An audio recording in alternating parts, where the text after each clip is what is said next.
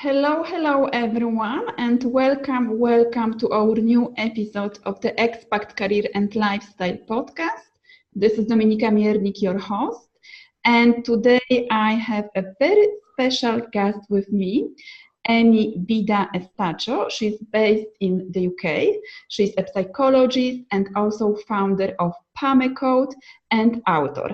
And today with Emee, we are going to speak about how to find the time to write a book. So welcome, Emee. Thank you for being with us today.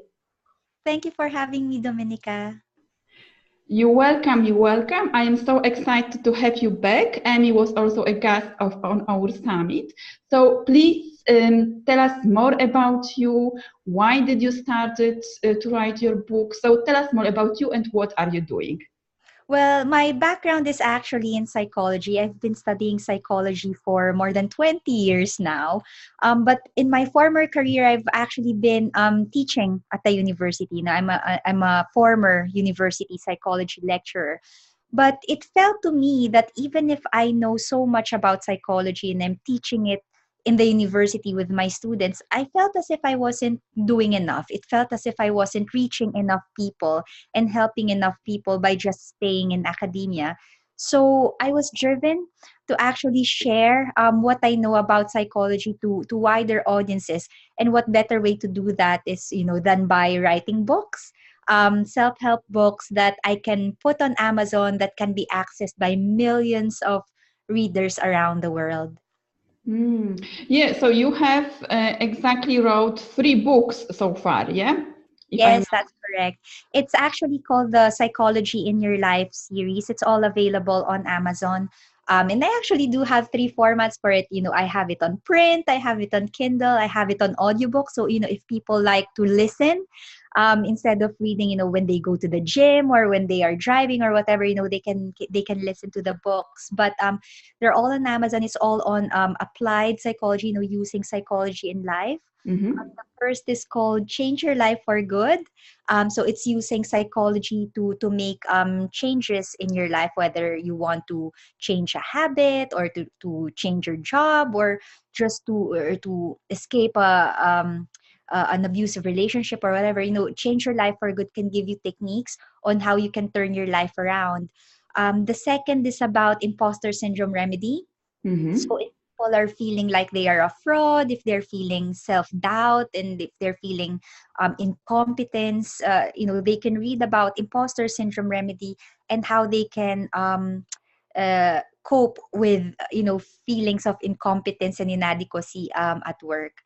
And the third one is called Fear is Not My Enemy. So, it's about overcoming fear and maximizing fear, actually looking at fear not as an enemy, but it's something that tells you, look, there is a risk. You have to consider the risks, but that shouldn't really stop you from getting on with what you need to do. So the book really shows you how you could tap into your fear and use it to your advantage, to drive you forward and get on with what you need to do. Great, very interesting. So I am reading the book about fear right now. Yeah, the Oh, third one. fantastic.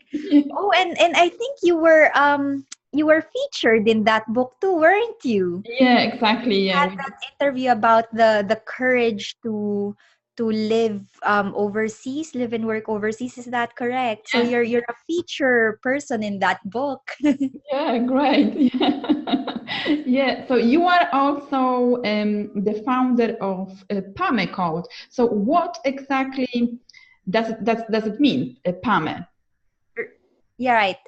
Well, the PAME code is actually taken from the Greek word PAME. If you heard Greeks before, they all say PAME, PAME. It actually means let's go together. So it means that whatever we do in life, we can actually go together, and life is actually more enjoyable when we try to share our joys, our challenges. With other people, we don't have to carry our burden or keep our successes to ourselves. We can share it with other people. But at the same time, I've borrowed the word PAME and use it as an acronym, Mhm. which means purpose, action, momentum, and energy. It means that whatever we do in life, we need to always remind ourselves and ground ourselves in our purpose. But we also have to couple that with action, because if all we have are intentions, we have a purpose, but we don't translate it into action, it actually means nothing. So you have your purpose, you take action, keep the momentum, making sure that you are consistent in what you do. But at the same time, you have to keep up the positive energy. You wouldn't want to burn yourself out in the process. So it's all about having a sense of purpose, taking action, keeping up the momentum, and maintaining that positive energy around you. Mm, I like it. It's a great idea to use it, and also like the purpose and the why behind the name. It's very inspiring. Yeah, so I Thank like it you. very much. Yes, so you wrote your books while working, being in a career transition, and also becoming a mom. And I know, so I am not a mom, and I haven't wrote my book yet, but I know that like the main objective of many people, and also mine objective, or like my obstacle and challenge, is to find the time to write it, because when you are in business, for example, or you are having all those changes in your life, it is difficult to find the time and to write a book, and it can be also an excuse. So like based on your experience, so I know that you have 5 fantastic steps to share with us to find the time. So how to find the time exactly and write books while you are busy with your life and business. Yes, well, actually, I hear this from aspiring authors all the time. When I ask them, so do you want to write a book? Oh, yes, yes, it's my lifelong ambition. I've always wanted to write a book. And then I would ask, okay, so why aren't you doing it? Why haven't you written your book yet? And usually the first answer is, I haven't got the time. I'm just so busy. I can't find the time. What I would say to that is, me and you, everybody, we all have the same number of hours in the day. We all have the same number of hours in the week. So it's not really a matter of we don't have the time.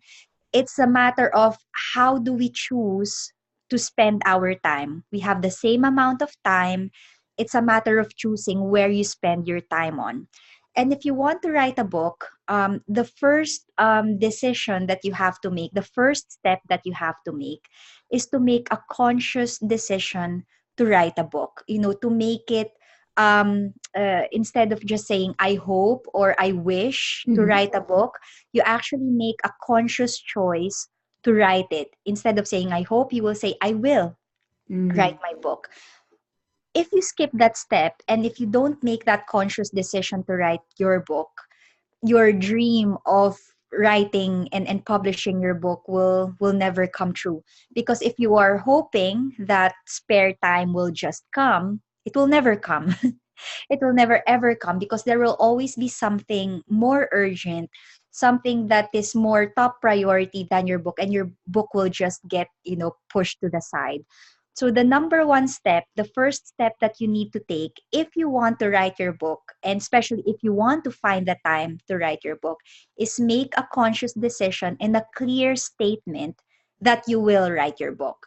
And when you make that conscious decision and commitment, I would even encourage you to write it down so it becomes concrete, making it real to you. It's almost like a pledge. I will write my book. And if you can, have a witness. Mm. If you can find someone who could see you make that commitment, or have someone who can keep you accountable, you are more likely to make it happen. Whether it is just on a personal level, like I tell you, look, Dominica, I'm going to write my book. I promise, I pledge to write my book in 90 days, and you can hold me accountable to that. Or if you are braver, some of my students actually make a commitment publicly. I encourage them to make that public commitment in my group. I have the self-publishing made simple group, and I have my students in there making a public commitment to say, look, I'm going to write 500 words for my book this week. So it's just a small chunk of the book, but they are making that public commitment of getting on and moving forward with their book. And it gets done because people are watching you, and you wouldn't want to to fall down and say, you don't stick to your commitment. So first step, make a commitment, and if you can, keep yourself accountable to that commitment. Was that helpful? That's actually just the first step. Yeah, I think it's very important, like committing and not like wishing, and also making it public that you are going actually to write the book and having someone who is like checking on you. Yeah, so I think it's, yeah, yeah. Yes, that's absolutely correct. So if you're planning to write a book, if you want to write a book, the number one step, and do not skip this step, is make a conscious decision to do it and make a commitment. Keep yourself accountable. Tell someone else, or if you want to go public on social media, you can do that too. Mhm. So that's a first step. The second step is you can say, wait, okay, I make my commitment, but I still haven't found the time. Yeah. I still haven't found it. Where am I gonna fit it in? Okay, so if you think that you don't have the time, the second step is actually for you to make time, right? You're not going to find the time just like that. You have to make it happen. So in my case, if you ask me how I did it, this is how my routine looked like when I was working on my book. We would wake up at 8 in the morning because that's when my son wakes up. Mhm. Prepare, we get ready for school, we get ready for work. We start work at 9, we finish at 5. We pick up my son at work, from the nursery at 6 in the evening. And then we get home, have dinner, and, get ready for bed, and that's it. So, the whole day is done. And you think, okay, where's the book there? So I couldn't find the time during the day. So I had a close look at my calendar and check, do I have like pockets of time that I can find anywhere. I couldn't find anything during the day.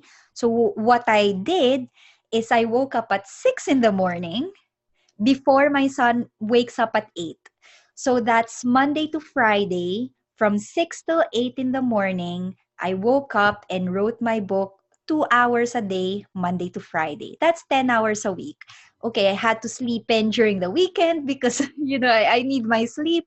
But that was enough.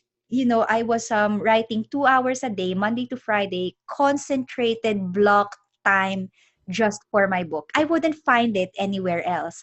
Some people, they don't have that spare time. Well, you wouldn't call it spare. It is a conscious choice to allocate my time for my book. Some people don't have that 2 hours a day.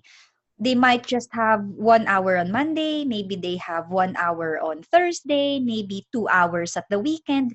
That's absolutely fine. But sooner or later, you will actually, if you had a close look at your calendar, you will find pockets of time that you can dedicate for your book instead. So, for example, you might see that you are spending 2 hours a day on Instagram, for example. Well, do you really have to spend that much time on Instagram? Can you just make it 30 minutes on that day and spend 1 hour on your book instead? You know what I mean? So there is time, but it's making, first of all, that conscious decision to write your book. And second, committing yourself, blocking some specific times in your calendar to work on your book, whether it's an hour a day or whether it's just an hour on Monday, an hour on Tuesday, 2 hours on a Saturday. But just find that blocked, consistent, undistracted time in your calendar to work on your book. It's not going to be forever. Once you've written your book, it's done. It's only going to be for another 2 or 3 months. For example, most books these days, especially nonfiction books, they are about 12 to 15,000 words. It doesn't take that much time to write that book.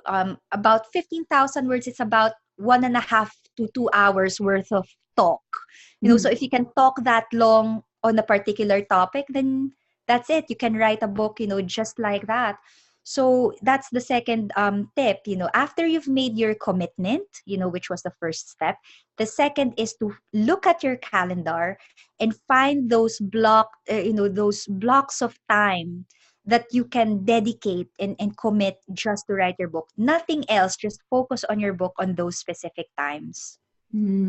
Yeah, so it's like allocating, like booking this time to write a book. And I like that you say that you can like have 2 hours per day, or like 1 hour per day, or like also working on your book during the weekend. So it's like looking at your Yes, absolutely. And actually I found that really helpful because I would start my day writing from 6 to 8 and then I stop. And during the day I'm actually still thinking about my book, because I'm just thinking, okay, that was interesting.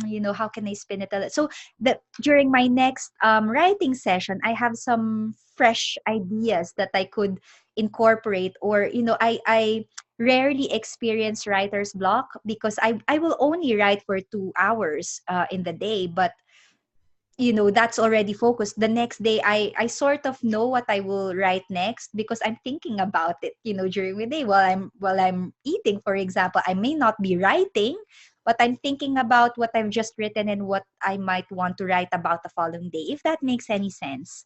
Yeah, exactly. Yeah. So you have this, like, you are keeping this momentum, let's say, of writing. Exactly, Yeah. exactly. So that's actually what I'm going to say. I would encourage you not to do it just once a week. Mm-hmm. If you can do it every day, even just an hour a day or every other day or something like that. But if you can keep up the momentum in that way, because sometimes if you have these long breaks in between your writing periods, you might forget where you were at or what you were writing about. So it's actually good to just keep the momentum, even an hour a day, 2 hours a day. That will keep you going for the next 6 to 8 weeks, for example, and you'll be done after that. Hmm. Great. So what is the third step? Yeah. The third step, okay. So now that you've already blocked the time, the third step is actually knowing what you're going to write about, knowing about your topic. But the problem is a lot of aspiring authors again have a problem with that, because Mm. when you ask them, so what do you want to write about? And they say, oh, I don't really, I have so many ideas, I have so much knowledge, there's so much to write about. And I get that, you've been holding on to this dream for so long that you have so many ideas in your head that you don't know where to start, right? So what I try to do is I try to flip that question and I say, okay, instead of focusing on what you want to write about, let me ask you this: who do you want to reach with Mm. your book? Who do you want to help? Who do you want? Who's the person you want to read? Who is the person who would you like to read your book? So you have to think about your audience, and when you think about your audience, you have to think of a very specific person. If you can imagine a very specific person reading your book, ask yourself, what does this person need? What does she want to know? What is she struggling with, and how can I help her? So instead of asking yourself, what shall I write about? You ask, what can I write to help this person? If that Mm-hmm. makes any sense. So it's becoming very specific to your audience's needs, and you write a book to that specific need. If you have so many things to write as well, you can also cut it in bite sizes. You can have a series. So for example, in my case, book one was Change Your Life for Good, which is something broad. And then book two is something more specific about self-doubt. And then book three is more specific about fear. So you Mm-hmm. can do that. You can cut them into bite sizes. So it's easier to digest for your audience as well, and it's easier to imagine what what does this person need about this particular topic, and what can I do, what can I write to help them resolve this very specific problem. Yeah, so it's like having in mind who is your ideal, who's your ideal reader, who are you writing for, and then writing. Exactly. Yeah. Exactly. So instead of just because you have so much knowledge and information in your head that you can't spill it all out in one go, think of a very specific person who has a very specific need and write a book to help that person. It will be so much easier to pin down a topic in that way, and to also map out what you're going to write in your book. And if Mm-hmm. you ask me, what I do to get into the head of my readers, if you like, is I talk to them. Actually, I engage with my audience. I also do my market research. I do my keyword research. Like before I start writing my book, I will actually do a keyword research and see what sort of books people are looking for Mm-hmm. on Amazon. So, for example, when I wrote my book on imposter syndrome, I found that there are 4,000 searches on that keyword on Amazon per month. So to me, I'm thinking, oh, a lot of people need this help. I'm going to write about that. But or for example, with my book on fear, I did a keyword research on that. A lot of people are looking for a book to help them manage their fear. So that's it. I wrote a book on that. And even if there were already other books on that topic, what I did, I looked at the reviews of existing books, and I checked out what are the gaps. What, there's already a book out there, but what are the other things that people are looking for? So what they were looking for is that they don't want to know so much about the theories about fear. What they want are techniques. How can they manage their fear and get on with their lives? So that's what I provided. You have to listen to your audience, actually do your market research, do your keyword research, so your topic will actually be in line with what your audience are asking for. Great. So it's like, even in business, when you are launching like a product, or even if you are looking for a career transition, you have to do your research before to exactly check what people are looking for. So applying the same strategy. If you are a business owner, and you are thinking about writing a book, so you can apply the same strategy to research before exactly. Absolutely. Yeah. Great. So we have that's actually the third step. We have commitment. We have commitment. You have to block your time, and then you need to know what you have to write about. But it's not about what you want to write about. It's about what your audience, what your readers are looking for, and you write a book that will serve your audience, if that makes any sense. So it's not your ego boost, if you know what I mean. It's not to write a book just to prove that you can. It's actually writing a book because you want to serve it and help others from what from the knowledge, your story, your skills, and share it with other people to help them in some way. So those are the first three steps. The fourth step is the outline. Now that you have a commitment, you have a block time, you know what you're writing about. The next step is to map it all out. And I usually just spend about half an hour to lay out what I'm going to write. I set out the chapters, the chapter titles, the aim of each chapter. I outline the 3 key points that I want to cover in each chapter. I don't want too much information in one chapter. I'd like to spread it out.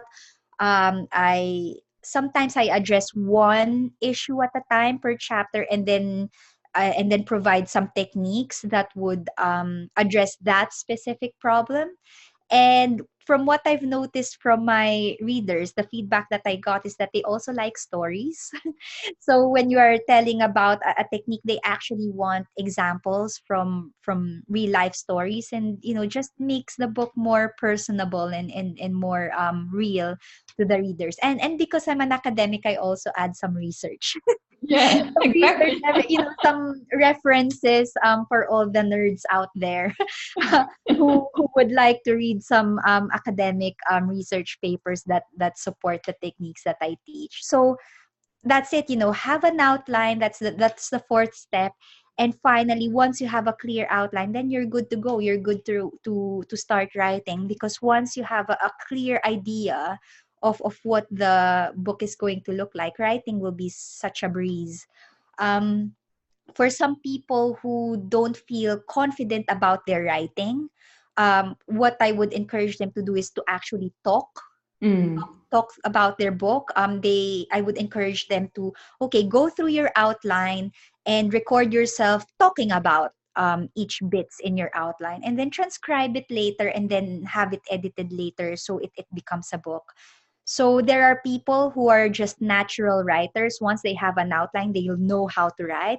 Well, there are some people, when they see a blank page, they freeze. So, for those people who aren't confident about writing, what you can do, you can talk through a dictaphone, through a voice recorder, have your knowledge out of your head in that way. Transcribe it, transcribe your recording, and then edit it and turn it into a book later. So the fifth step is to start writing. Yeah. Yes, to start writing. Or as I've said, if you're not comfortable with writing, Sure. just get the information out of your head. For writers, you put it on paper. For the not so confident writers, speak it. Speak your knowledge. Have it recorded, transcribe it, and then edited so it could become a book. Great, great. Yeah. So, like now, writing a book after those 5 steps that you have shared with us, I think it seems very easy to commit, allocate time, then do the research, and start writing, and also preparing your outline. So yeah, now everything like seems more effortless. Yeah. So Yes. yeah. But sometimes we actually do start with these good intentions, like, yeah, you're so much, yeah, I'm gonna do it, yeah.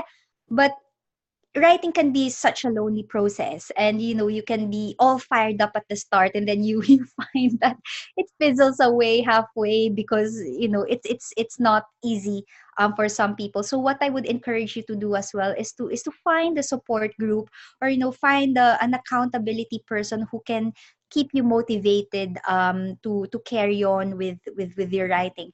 And also always remember your purpose. Remember, Pame, why are you writing a book? Is it to help other people, or is maybe you're writing a book also to promote your business, to let more people know about who you are and about your business, or maybe you are writing a book to have another income stream for your family. Whatever it is, always remember your purpose and anchor yourself in your purpose, and let that purpose drive you forward. Fantastic, beautiful, beautiful, Emmy. So thank you very much for sharing your expertise with us today. Please tell us more. Where can we find more information about you? And I also know that you have a fantastic free gift for our listeners. So tell us more. Oh, yes. I actually have this roadmap, this self-publishing made simple roadmap. So your listeners can actually download that roadmap. It lists all of the steps, the steps that we've discussed today, and also additional steps on what you need to do after you've written your draft. So for some people, they know what to do in terms of writing, but what happens after that? Getting your cover designer, getting your formatting, editing, and so on. So that particular checklist will give you an outline of what you need to do every step of the way, for your writing and self-publishing needs. If people want to have some accountability and peer support, we also have a self-publishing made simple Facebook group. I go in that group every week live, for Q&A. So if anyone has any questions about writing or self-publishing, then I'm just there to offer that support. And if people want more hand-holding and personal support, I also provide coaching and that one-to-one accountability and support for those people who need that kind of personal coaching with me on writing and self-publishing. Great, great. Thank you very much for sharing that. So I will put all the information with the show notes, so you can go and download Emmy's free gift. So thank you very much again for being with us today. It was a pleasure to have you here again, and to listen to your knowledge and all the expertise about writing a book and finding the time. Thank you very much. Thank you very much, Dominica. I hope you found that helpful. Yes, yes. Thank you very much for listening to this interview. So please tell us, what are your thoughts, questions, doubts, and what are you going to do after listening to this interview? Share in the comments, and I will be back soon with another fantastic guest. Thank you very much, and bye.